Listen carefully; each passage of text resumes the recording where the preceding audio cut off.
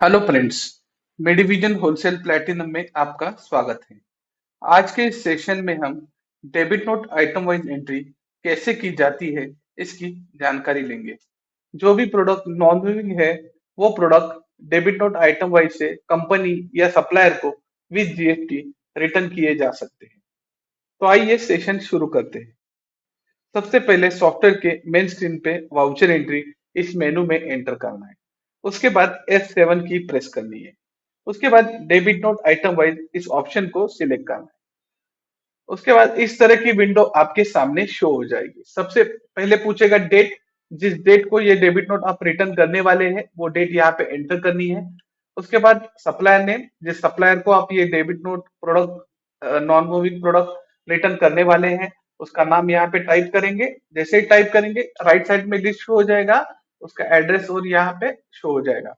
Enter करेंगे। Enter करने के बाद उसका रेफरेंस नंबर पूछेगा। रेफरेंस नंबर में फिलहाल बिल नंबर ही लिख सकते हैं यहाँ पे, या कोई रेफरेंस लिख सकते हैं। तो यहाँ पे रेफरेंस नंबर लिखेंगे 7124023111। एंटर करने के बाद यहाँ पे एलआर डेट पूछेगा। एलआर डेट, जिस डेट को ये एलआर बनने वाली है उसका डेट यहाँ पे आ जाएगा 27/2/25। एंटर करने के बाद यहाँ पे नंबर ऑफ केसेस पूछेगा। कितने केसेस में ये प्रोडक्ट जाने वाले हैं, वो केसेस का नंबर यहाँ पे लिख सकते हैं। फिलहाल यहाँ पे एक ही रखेंगे, एक केस में ये प्रोडक्ट जाने वाले हैं। आगे देखेंगे एंटर करने के बाद ट्रांसपोर्टर, किस ट्रांसपोर्ट से ये प्रोडक्ट भेजने वाले हैं, ये केस डिस्पैच होने वाली है, तो उसका ट्रांसपोर्टर नाम यहाँ पे आ जाएगा। वीआरएल ट्रांसपोर्ट यहाँ पे एंटर करेंगे। एंटर करने के बाद एलआर नंबर पूछेगा। यहाँ पे एलआर नंबर जो भी है यहाँ पे लिख देंगे। एंटर करेंगे is accounting voucher yes. Yes automatic आ चुका है क्योंकि इस डेबिट नोट में जीएसटी चार्ज हो चुका है। तो ये डेबिट नोट जीएसटी एक्ट 2 में भी रिफ्लेक्ट होगी, तो इसलिए इसको यस ऑटोमेटिक आ चुका है।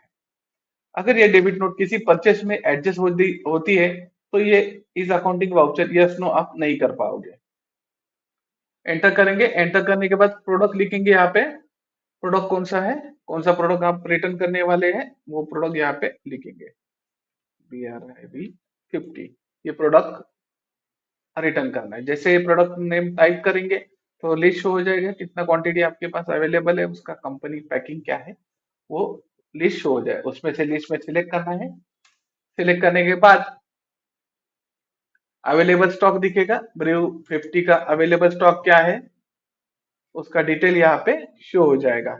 इस तरह की विंडो आपके सामने शो हो जाएगी। अवेलेबल स्टॉक ऑफ ब्रू 50, इसमें उसका गोडाउन क्या है, उसका बैच नंबर कौन सा है, expiry, bill number, bill date, purchase rate, MRP rate और क्वांटिटी, कितना क्वांटिटी आपके पास अवेलेबल है वो सिलेक्ट करेंगे। बैच सिलेक्ट करने के बाद यहाँ पे इस तरह की विंडो आपके सामने शो हो जाएगी।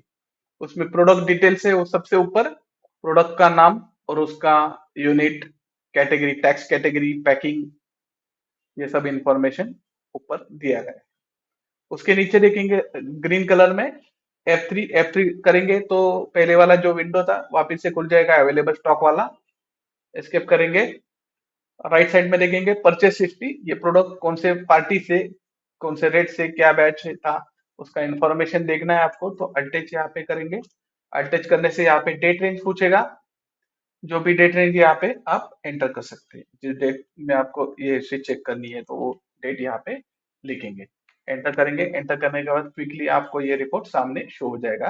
Product purchase history, product purchase history में ये प्रोडक्ट कौन से पार्टी से, क्या क्या रेट से, क्या स्कीम था, क्या रेट था, सेल रेट कौन सा था, ये सब इंफॉर्मेशन यहाँ पे शो हो जाएगा। फिलहाल इसको एस्केप करेंगे। एस्केप करने के बाद यहाँ पे आएंगे क्वांटिटी, जितना भी क्वांटिटी यहाँ पे आपको एंटर करना है तो रिटर्न करना है वो क्वांटिटी यहाँ पे प्रेस करेंगे। उसके ऊपर देखेंगे अप्लाई टैक्सेस यस नो, या अगर आपको इस प्रोडक्ट को टैक्सेस अप्लाई नहीं करने हैं, जीएसटी अप्लाई नहीं करना है तो यहाँ पे नो कर देंगे। अगर ये प्रोडक्ट एंटर करेंगे, यहाँ पे क्वांटिटी लिखेंगे, 10 क्वांटिटी रिटर्न करनी है। कुछ स्कीम था तो स्कीम लिखेंगे यहाँ पे। एंटर करने के बाद रीजन पूछेगा, रिटर्न परचेस रिटर्न है, परचेस रिटर्न, और रेट ऑटोमेटिकली लेगा जो भी परचेस रेट था। डिडक्शन कुछ रहेगा तो डिडक्शन ले लेगा यहाँ पे। 10%, 2% जो भी रिडक्शन है वो यहाँ पे लिखेगा। राइट साइड में टैक्सेस दिख रहे हैं, सीजीएसटी जीएसटी कितना लगा है, तो आप रेफर कर सकते हैं, कितना जीएसटी है उसको एंटर करेंगे। एंटर करने के बाद नेक्स्ट प्रोडक्ट लेंगे, बिकोजिंग जैसे टाइप करेंगे, एंटर करेंगे उसको। एंटर करने के बाद अवेलेबल स्टॉक दिखेगा, उसमें सब इंफॉर्मेशन दिखेगा। 738 क्वांटिटी है, तो 38 हमको रिटर्न करिए। 38 एंटर करेंगे यहाँ पे। उस स्कीम है तो स्कीम यहाँ पे लिखेंगे, उसका इंफॉर्मेशन लिखेंगे। रीजन, रीजन क्या है, तो ये प्रोडक्ट ब्रेकेज है, तो ये ब्रेकेज लिखेंगे यहाँ पे। ब्रेकेज में क्वांटिटी जो भी रेट है वो आ जाएगा, डिडक्शन कुछ है तो डिडक्शन यहाँ पे लिखेंगे, एंटर करेंगे। ये दो प्रोडक्ट होने के बाद एंटर करेंगे, फाइनल करेंगे डेबिट नोट को। फाइनल में कुछ डिस्काउंट है तो यहाँ पे डिस्काउंट लिखेंगे।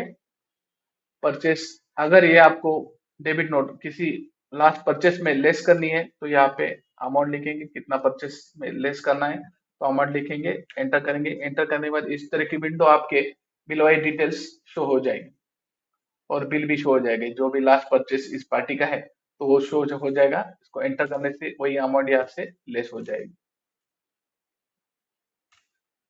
फिलहाल इसको 0 करेंगे। एंटर करने के बाद ऐड पर, ऐड पे आ जाएंगे। ऐड पे कुछ ऐड करना है आपको तो ऐड कर सकते हैं यहाँ पे। एंटर करेंगे, राउंड अप ऑटोमेटिक आ जाएगा। नरेशन, नरेशन में ये डेबिट नोट में टेक्स्ट में कुछ लिखना है तो लिख सकते हैं यहाँ पे इंफॉर्मेशन के लिए।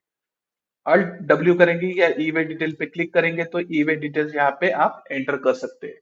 उस डेबिट नोट आप एलआर से भेजने वाले हैं तो उसका ई वे बिल भी निकालना है, ई वे बनाना है, तो इसका इंफॉर्मेशन यहाँ पे ट्रांसपोर्टर डिटेल्स, डिस्टेंस यहाँ पे लिख सकते हैं। एंटर करेंगे, एंटर करने के बाद नेट अमाउंट फाइनल हो जाएगा। एंटर करेंगे, एंटर करने के बाद यहाँ पे अटैचमेंट भी कर सकते हैं। कुछ आपको कॉपी है ये डेबिट नोट का तो यहाँ पे ये अटैच भी कर सकते हैं। सेव करेंगे, सेव करने के बाद यहाँ पे इस तरह की विंडो आपके सामने शो हो जाएगी। अगर ये डेबिट नोट आपको प्रिंट करनी है तो यस कर सकते हैं, अगर फाइल बनाना है तो फाइल कर सकते हैं, मेल करनी है तो मेल पे क्लिक करेंगे और ऊपर लिखे हुए जो भी मेल आईडी है उस पे ऑटोमेटिकली ये डेबिट नोट पीडीएफ में चली जाएगी। सिलेक्ट डिजाइन में अगर आप डेबिट नोट के तरह तरह के फॉर्मेट आपने बनाए हुए हैं तो उसमें ये प्रिंट भी कर सकते हैं। फिलहाल इसको एस्केप करेंगे। अगर यही डेबिट नोट आपको फिर से ओपन करनी है, उसमें डिलीट एडिट करनी है तो यहाँ पे F12 करेंगे, डेबिट नोट आइटम वाइज लिखेंगे, यहाँ पे डेबिट वाउचर टाइप, एंटर करेंगे, एडिट। अगर आपको डेबिट नोट नंबर मालूम है तो यहाँ पे लिख सकते हैं डायरेक्टली, नहीं तो एंटर करेंगे, डेट चेंज लिखेंगे। डेट चेंज लिखने से यहाँ पे डेबिट नोट, सब डेबिट नोट दिखेंगे, उसमें से कौन सी डेबिट नोट आपको एडिट करनी है, डिलीट करनी है या प्रिंट करनी है, उस पे एरो की से कर्सर लेके एंटर करना है। एंटर करने के बाद इसमें आप डेट, पार्टी नेम, प्रोडक्ट का क्वांटिटी चेंज कर सकते हैं। अगर इस प्रोडक्ट का क्वांटिटी चेंज करना है तो इस पे कर्सर लेके एंटर करेंगे, एंटर करेंगे और ये क्वांटिटी वगैरह आप चेंज कर सकते हैं।